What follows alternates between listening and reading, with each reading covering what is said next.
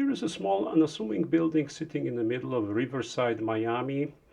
That looks from far away like it has lots of facade problems.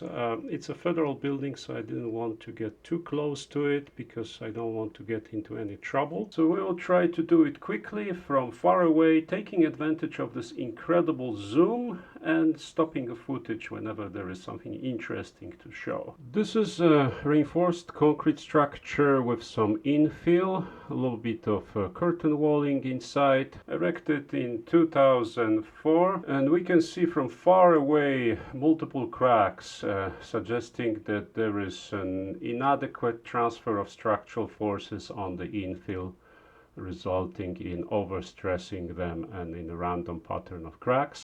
Below the scuppers we can see a very pronounced horizontal crack soaked with water and dirt, suggesting this is where the leaks from that tall screen wall and the roofing system are dissipated. We can see the bituminous single ply roofing system with multiple patches and some darkening suggesting standing water and submerged conditions, and also we can see fairly transparent glass in the windows, apart from this top row of windows which appear to be a technical floor of shadow boxes. Most of them are shaded, illustrating the typical issue with insufficient solar heat gain coefficient on the south elevation, typical in this climate. Let's go around the corner. We can see multiple cracks on the corner, and it appears that majority of those cracks form in front of the structural concrete. And as we go around that corner, we can see our first glimpse of a curtain wall.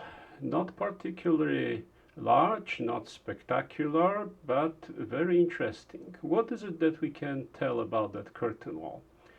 First of all, it has a very small sill, so it's safe to say it's standing as opposed to hanging.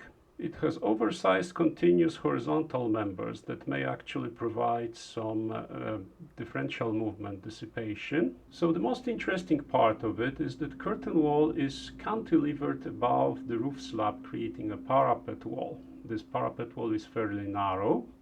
There are no kickers in the back, and we can see that there are multiple roof patches along the base of that wall. And that's enough for me to draw those two red lines, where I believe a reasonable hypothesis would be that the movement joint is located. This is a single ply bituminous roofing system, not a very good choice to develop an expansion joint at the low point of the parapet wall, and that may explain the challenges illustrated by those multiple patches. So let's use this incredible zoom to get a little bit closer. We can see a dense pattern of silicone joints addressing cracks on the wall, and we can see some sign on the back of the parapet wall that says do not hang on the parapet wall.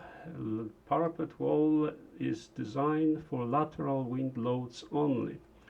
So this observation confirms the hypothesis that there is no proper movement joint developed at the back of the parapet wall, where the structural movement joint is located, and it should be dissipated by the appropriate solution within the roofing system. Unfortunately, this is consistent with numerous projects I've seen so far, where somehow architects and engineers forgot about the joint and the roofers were no wiser. We can see the roof scuppers provided in the curtain wall, which is a risky proposition considering these two move separately, and we can see the dense pattern of cracks on the wall. Thankfully, I've never been inside this building. This is an immigration court.